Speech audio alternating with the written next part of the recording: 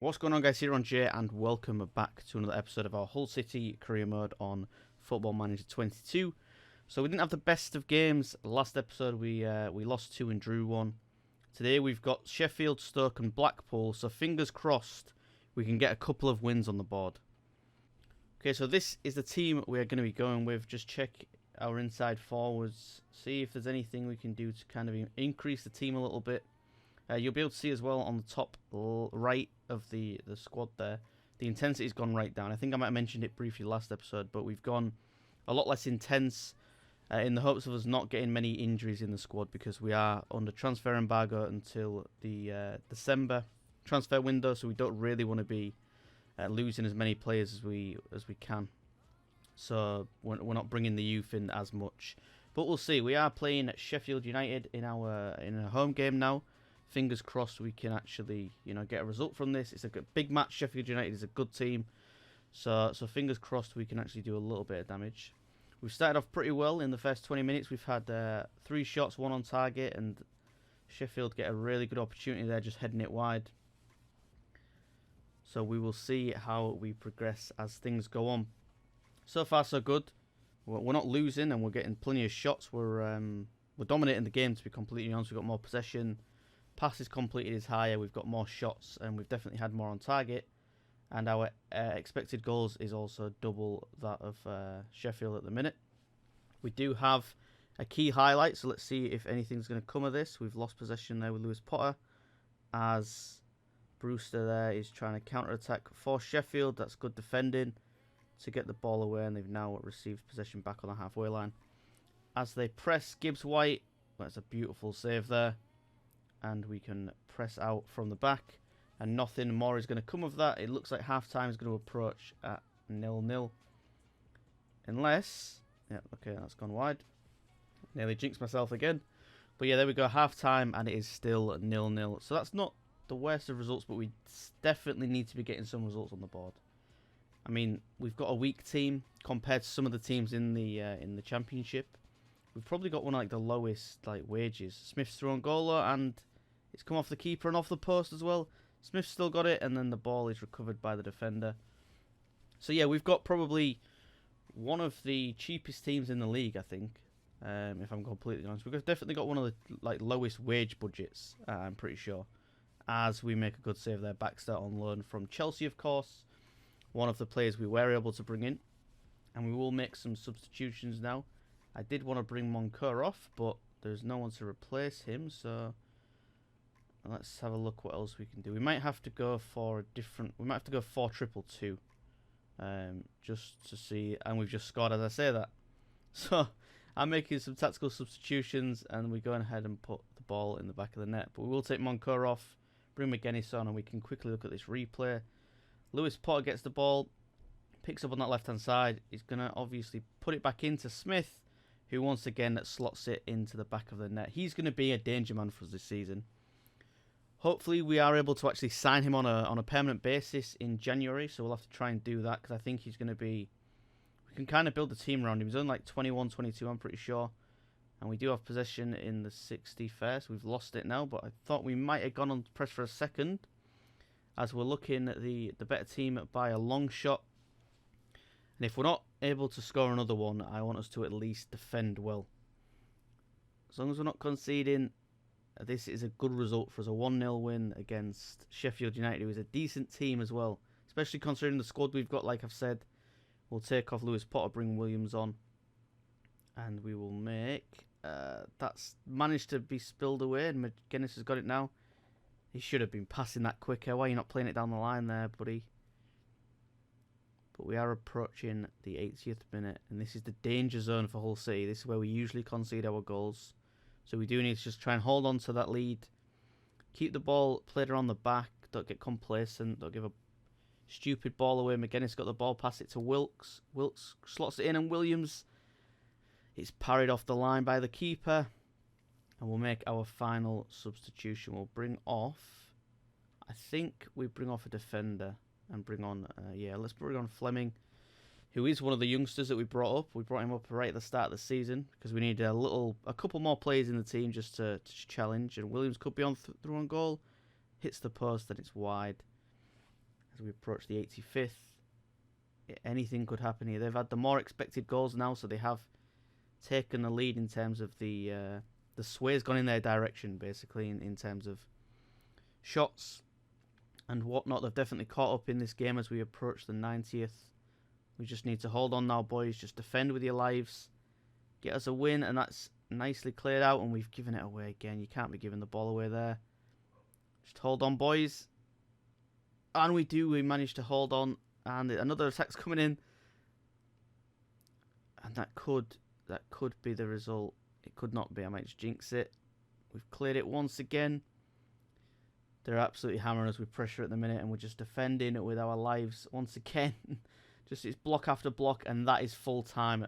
Thank the Lord. I thought that was going to be a last-minute equaliser then, but I can't complain with the boys. That's perfect performance with our new stats and our new tactics that we put in place last episode. So hopefully the ball starts rolling now, and we can get a couple more wins on the board. It's a tough game next.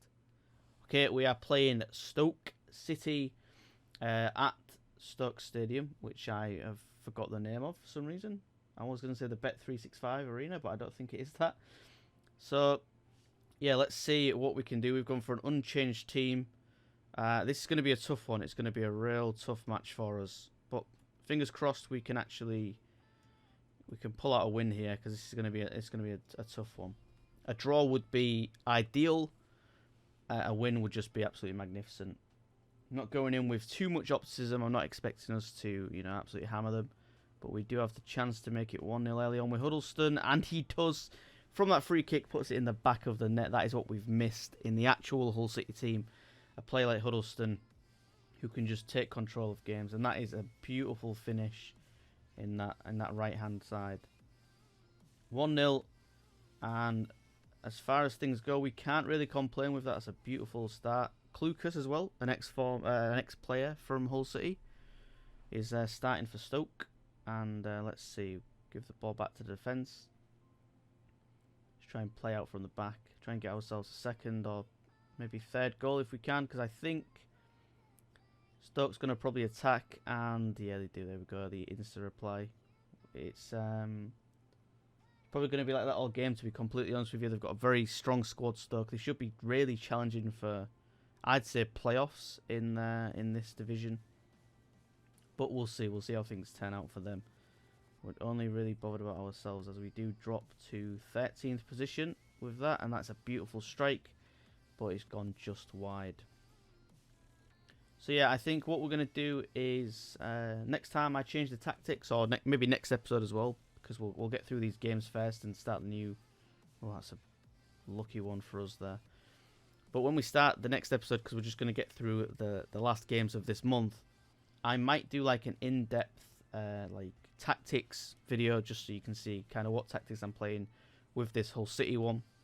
And we have obviously got the Manchester United one as well. That is, how have we not scored that? It's come off the post as well. We're not looking at the better team, but I mean that's expected. It is Stoke at home, and they're a strong side, like I've said, so can't really expect too much from this game. But we're doing okay so far as we approach half time. We're looking like we're going to the break at 1-1, which I can't complain about when we do. And we'll just, standard stuff from the boys. You're playing well, keep it up. Hopefully we can go on to win this match. It's optimistic, but we'll see. So yeah, on the Man United series as well, we will do an in-depth video detailing the tactics on there as well, and the formation that we've gone with. And I think we'll do the same thing for this one as well. And that is headed wide again. Just not getting these shots on target. We've had 6, 1 on target, as we look to put something away in the 60th minute, 59th, 60th minute, and we've given possession away. That's not great from the boys. But yeah, you will be able to see, look, as we're approaching like 60 minutes, a lot of our players have still got plenty of stamina, as opposed to our previous tactic with a high intensity. How has that not gone in? But yeah, dropping the intensity down has definitely helped us quite a lot. We're going to have less injuries. That's what we want. Especially, like I said at the start of the episode, with this transfer embargo, we can't really be risking too many injuries to the team. I mean, they're obviously going to happen in-game, But I mean, if we can help it, and kind of decrease that as we make triple substitutions now, then we're going to do our very best to do that. At least until December, where we might be able to make a few signings here and there. I don't think we're going to be able to sign too many players. The budget's just not there unless we sell someone. But we'll have to see when the time comes. As we approach the 80th minute, we're looking all square. We've given the ball away in a dangerous position, as our opponents will be looking to put the ball in the back of the nets themselves. Can't imagine they want to draw this match, but we've managed to hold on once again. We've given the ball away again in a dangerous position. Powell's slotted it across, and they've made it 2-1 in the 80th. So we're going to go full out attack, pretty much. Go attacking and hopefully salvage something. It might backfire. We might concede again, but we've got to go for it. We've got to go for it this late on, as we might. Let's not jinx it. Let's just watch how it plays out. Thought we was on course for a little equaliser there, but it's gone the opposite way. Of course it has. Therese Campbell makes it 3-1 to Stoke in that home game for them, and that is disappointing, but I mean it's kind of expected from a team like Stoke. So yeah, we do lose. So yeah, that's not great, but let's jump on to the next one and hopefully get ourselves another win in the bag for the boys. Okay, final game of the episode then, and final game of the month as well, actually, as we approach the end of September, moving on to October. And we'll quickly have a little look through the tactics. We've put the intensity up a little bit, so we're going to drop that. I think I listened to the advice of the assistant manager last game. That might be why we struggled towards the end. I think I accidentally just, changed some stuff. So we're going to regroup in that area. We're also going to stay on our feet to drop the intensity again. We don't want to be losing those players. And I do want to push players out wide, because I think we've got more of a threat if we push people out wide and try and get the ball that way, instead of letting them get on in the inside. We've got a very strong wide players, I feel. So that is the way we're probably going to play that. Going to bring George Honeyman in as well, who's back from his injury, finally. One of my favourite Hull City players of the current teams. So we're definitely going to go with him. And yeah, just get straight into things. That's the team we're going to go with. Williams has come on as well for Wilkes, who's feeling the effects of playing every game. So we're not gonna overdo it with him, because he's a very good player for us. And we've got him there if we need him as well. So we'll just we'll rest him for this game. I'm not going to bring him on at all, because he's not anywhere near us. And yeah, then he's fresh for the next one. This should be a fairly straightforward one for us, I would imagine. But we'll see. Fingers crossed. We're not getting absolutely hammered in this match. I say that, and then we went and got absolutely hammered against Stoke. So Smith's through, and he puts the ball in the back of the net in the first minute of the game. So that's a strong start for the boys. They're the type of results we want to see. They're the type of comebacks we want to see after losing that late 1, 3-1 to Stoke. You want us to turn things around at home as well, which is always a good thing for us. We always seem to play better at home than we do away, which is just standard stuff, isn't it, really? But Football Manager 21, actually, my Hull City record away was like 50 or 60 games unbeaten. As you can see there, we do move into 11th. And they were away as well, actually. Our like away record on my Football Manager 21 was like 50 or 60 games unbeaten, I think it was. I think maybe like 20, 25 of those were draws, but still, it's a good record to have away from home, I guess. Hopefully we can replicate that in the first season, if not definitely the second season. I want our second season for City to be challenging for promotion, really. We want to be trying to make the playoffs if possible. I think we've overachieved a little bit as Smith gets through on goal again. He might be offside there. Oh, he's not. Okay. So we go 2-0 up against Blackpool. I can't complain. That's a beautiful goal. I thought he might have been just offside, so the celebration was a little bit delayed, but we've got it. I'll take it. I'm not going to complain at that one. Smith is an absolutely wonderful player for us, and yeah, like I said, in January we want to be trying to sign him as soon as possible, just because he's such a great player for us. And if we're not able to sign him at least like try and extend the loan again, and then have the option to buy him at the end as well. Because he's such a strong player for us. He saves on a lot of opportunities as well. If it wasn't for him, we'd be relying on Josh McGuinness, and you don't really want to do that. So yeah, we do move into 11th as we approach half time. So if we can hold on to this, we should be around just above mid-table actually, which is good. I think that's great for us in the first season if we can somehow finish like in not the playoff positions. That's been a little bit too optimistic. I wouldn't be opposed to pressing against that, pressing for that, but I think realistically in the top like 13, 14 is probably where we are. So anything above that is strong, as Smith is through on goal again, puts the ball in the back of the net, and he gets his first hat-trick for the club as well. That boy Smith, what an absolute beast of a player he is as well. And now you can, if you didn't understand why before, now you can definitely understand why. This is the kind of player I want to be bringing in on a permanent basis for Hull City, because we could definitely build that attack around him and Lewis Potter and Malik Wilkes, and just improve from the back. Because Smith said, what is going on? Williams makes it 4 in the 55th minute. Oh, no, 53rd minute, really. And, yeah, what more can I say about that? Beautiful pass from Smith. And Williams slots the ball in the back of the net nicely there as well. The other thing as well, Smith in midfield for us. We've got a nice little Smith partnership there. But our midfielder, Smith, who I have tried to ask if he would be interested in joining us, and is not at all interested. He really doesn't want to stay at Hull City past this season, but he needs a shout out as well, because he's had quite a few assists so far this season. He's always seems to pick out like the most perfect passes as well. We are going to bring off a couple of players here as well, just because we're comfortably winning, even if they get a couple of goals back, which we don't really want. But if they do, we're not going to lose this game now. I don't think in the last 10. A clean sheet would be nice for Baxter. It'd be good for his confidence. But yeah, we can make those substitutions and hopefully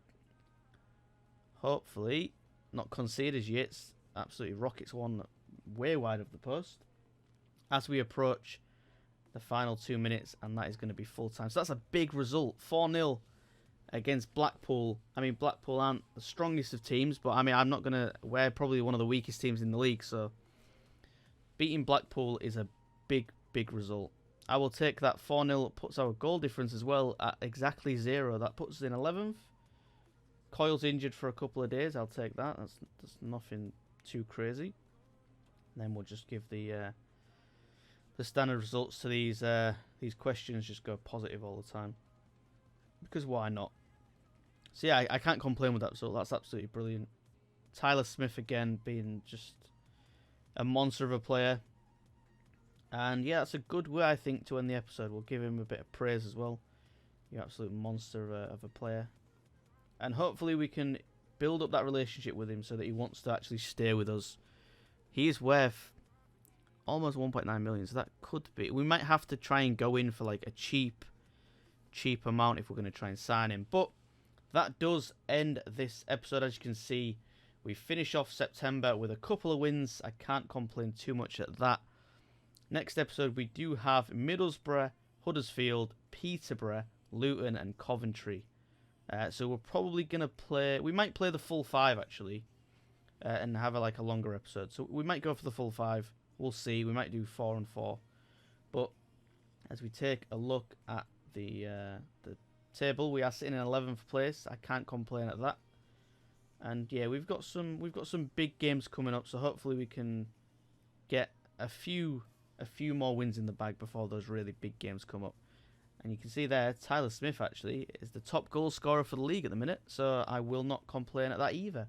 A lot of non-complaints from me today. It's a good little end to the episode. I'm happy with how we've played so far. We've done well to bounce back from a disappointing episode last time out. But yeah, that is going to do things for today. I hope you guys did enjoy. If you did, please like, subscribe. Have a wonderful day as always, and peace.